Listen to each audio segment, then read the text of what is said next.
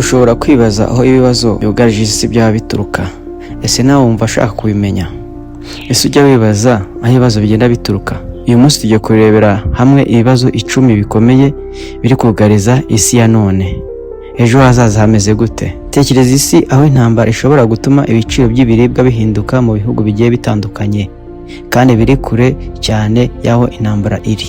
Tekereza kandi isi aho umwuzure ushobora gusenya imijyi igiye itandukanye mu masaha make cyane, amapfa akamara imyaka myinshi, ikoranabuhanga rikabasha kwangirika, gukora ibintu abantu batigeze batekereza, ndetse n'amakuru y'ibinyoma agashobora kuba yakwirakwira ku isi yose mu masegonda make cyane. Ibi si ibintu ushobora kubona muri filime gusa, ahubwo ni ibintu ushobora kubona wihereye n'amaso yawe. Ni bimwe mu bibazo isi ihanganye nabyo uyu munsi. Mu mwaka wa 2026 isi iri mu gihe ibibazo byinshi bihurirana. Mu mwaka wa 2026 isi iri mu gihe cy'ibibazo byinshi bihurira hamwe: intambara, ubukungu, ibiribwa, ikirere, ikoranabuhanga, umutekano ndetse n'ubuzima bw'abantu muri rusange. Ikibazo gikomeye si kumenya gusa ibiribwa cyangwa kuba uyu munsi habaho ibibazo bigiye bitandukanye. Ikibazo gikomeye ni iki? Ese ibyo bibazo bishobora guhindura isi ya none gute? Uyu munsi turareba ibibazo 10 bikomeye biri kugariza iyi si yacu, isi ya none, uko bihurira hamwe n'impamvu buri muntu akwiriye kubimenya. Ikibazo cya mbere: intambara n'amakimbirane y'urudaca. Mu bice bigiye bitandukanye abantu baracyatakaza ubuzima, amazu yabo, imirimo n'ibyo kurya bari bafite kubera amakimbirane, byose biragenda bikayoyoka, kandi intambara y'igihugu kimwe nabyo iguma muri icyo gihugu gusa. Iyi ntambara ibereye ahantu hakomeye mu mijyi igiye itandukanye n'ingufu cyangwa ubucuruzi, ingaruka zayo zishobora kugera ku isi yose. Urugero naguha nuko amakimbirane y'uburasirazuba bwo hagati mu 2026 yakomeje kugira ingaruka ku masoko y'ingufu, ubwikorezi ndetse n'ibiciro by'ibiribwa. Ikinyamakuru Reuters cyatangaje ko ihungabana ry'ibikomoka kuri peteroli n'ubwikorezi bwo mu kigobe ryagize ingaruka ku bukungu no ku biribwa. Intambara kandi n'iterambere ni ikibazo gikomeye cyane. Reka tujye ku buhinzi. Iyo abantu batinya ko bazicwa cyangwa amazu yabo agasenywa, bagahunga bakajya gushaka umutekano ahandi. Ibi bishyira igitutu ku bihugu bigiye bitandukanye, ku biribwa, ku mazu, ku mashuri no ku buvuzi. Kandi uko intambara yongera ni ku isi irushaho kuba ahantu hatizewe. Kiri kibazo cya kabiri: imihindagurikire y'ikirere. Ikibazo cya kabiri ni imihindagurikire y'ikirere. Isi iragenda ishyuha. Raporo ya World Meteorological Organization ivuga ko mu mwaka wa 2015 kugeza 2025 ariyo mwaka 11 yashyushye kurusha indi yose yabitswe mu bipimo. Naho 2025 ikaba yarabaye umwaka washyushye cyane yabayeho kuva isi yaremwa. Ibi ntabwo bivuze gusa ko bishyushye ku bwiyongere buri hejuru cyane bikabije. Ibi bisobanuye kandi amapfa, imyuzure, inkubi y'imiyaga, inkongi z'imiriro, iyangirika ry'imyaka n'izamuka ry'inyanja. Mu mwaka wa 2026 abahanga bakomeje kuburira ko ibihe bikabije bishobora gukomeza kwiyongera, kandi hari ikindi kintu giteye impungenge: iyo ikirere gihindutse ubuhinzi nabwo buhirahinduka. Iyo imyaka idahinzwe neza, ibiribwa biragabanuka bikabura ku masoko. Iyo biribwa bigabanutse, ibiciro birazamuka. Iyo ibiciro bizamutse cyane kandi abantu bakennye nibo babanza kubihomberamo. Ni ukuvuga ko ikibazo cy'ikirere gishobora guhinduka ikibazo cy'inzara, ubukungu n'umutekano. Ikibazo cya gatatu: inzara n'ibura ry'ibiribwa. Ikibazo cya gatatu ni inzara. Hari abantu benshi ku isi bafite ikibazo cyo kubona ibiribwa bihagije kandi bafite intungamubiri. Raporo ya Global Report on Food Crisis 2023 igaragaza ko ikibazo cy'ibura ry'ibiribwa n'imirire mibi gikomeye cyane mu bihugu bifite amakimbirane n'ibibazo by'ikirere. Ikintu giteye impungenge ni uko intambara n'ikirere bishobora gukora ku murongo umwe. Intambara ishobora gusenya imirima, amapfa ashobora kwangiza imyaka, ibicanwa n'ifumbire bishobora guhenda, ubwikorezi nabwo bugahenda. Amaherezo umuturage akajya ku isoko asanga ibiribwa byarahenze cyane. Muri Nyakanga 2026 FAO yatangaje ko ibiciro by'ibiribwa ku rwego mpuzamahanga byageze ku rwego rwo hejuru mu myaka irenga 3 bitewe n'ingaruka z'ikirere n'amakimbirane. Ese isi ifite ibiribwa bihagije? Wasubiza yego cyangwa hoya. Ese abantu bose bazashobora kubigura? Iki ni ikibazo buri muntu wese yagakwiye kwibaza. Ibura ry'amazi meza. Amazi meza ni ubuzima, ariko amazi meza arimo kuba ikibazo gikomeye mu bice byinshi by'isi. Amapfa ariyongera mu bice bigiye bitandukanye bimwe na bimwe. Abaturage nabo bakomeza kwiyongera, imijyi iraguka. Ubuhinzi bukenera amazi menshi, inganda nazo zikoresha amazi menshi. Ibi byose bituma amazi aba umutungo ukomeye cyane ku bantu ndetse no ku bintu bikoreshwa n'amazi, kandi ikibazo cy'amazi gishobora kuzagira ingaruka ku bintu byose. Nta mazi nta buhinzi, nta mazi nta buzima, nta mazi nta biribwa, nta mazi nta nzara, nta biribwa, inzara iratera. Mu gihe ibihugu bikennye bishobora guhura n'ikibazo cyo kubona amazi, ibihugu bikize nabyo ntabwo bizaba bifite ubudahangarwa burundu. Reka tugere ku kibazo cya 5, ubutumwa bw'ibinyoma n'ikoranabuhanga rya AI. Iki ni ikibazo gishya kandi kirihutirwa cyane. AI ishobora kudufasha mu burezi, ubuvuzi, ubucuruzi no mu bindi bikorwa byinshi bigiye bitandukanye, ariko ifite n'uruhande rushobora guteza akaga. Uyu munsi birashoboka gukora amashusho, amafoto cyangwa amajwi bisa n'iby'ukuri kandi nyamara ari ibinyoma cyangwa ari ibihimbano. Ibi bishobora gutuma umuntu atamenya ni ukuri cyangwa ni fake. World Economic Forum Global Risk Report 2026 yashyize misinformation na disinformation mu byago bikomeye by'igihe cya hafi, mu gihe ingaruka mbi za AI zagaragajwe nk'ikibazo gikomeye cyane mu gihe kirekire. Tekereza igihugu kiri mu matora, hagasohoka video y'umuyobozi avuga amagambo atigeze avuga, video ikajya kuri internet, abantu bakayemera, abantu bakayisangiza abandi. Mu masaha make igitekerezo cy'ibinyoma kikaba kimaze kugera kuri miliyoni z'abantu batuye iyi si. Iki ni ikibazo gishobora kugira ingaruka kuri politike, ubukungu ndetse n'umutekano muri rusange.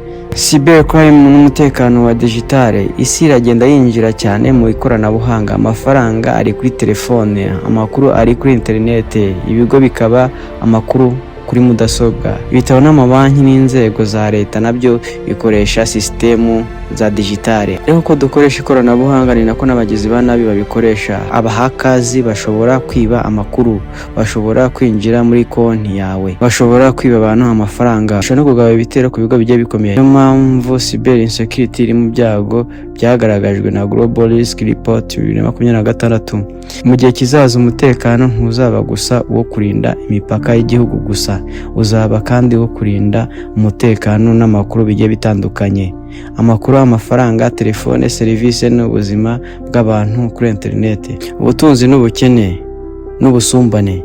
Isi ifite umutungo mwinshi, ariko umutungo ntabwo ugabanwa kimwe. Hari abantu benshi bafite amahirwe menshi yo gukora no kubona ikoranabuhanga, hari n'abandi babura ibyo kurya, amashuri akaza ndetse n'ubuvuzi bw'ibanze. Ubukungu bw'isi nabwo buri guhura n'igitutu cy'imyenda, inflation, ibiciro by'ingufu n'amakimbirane n'ubucuruzi.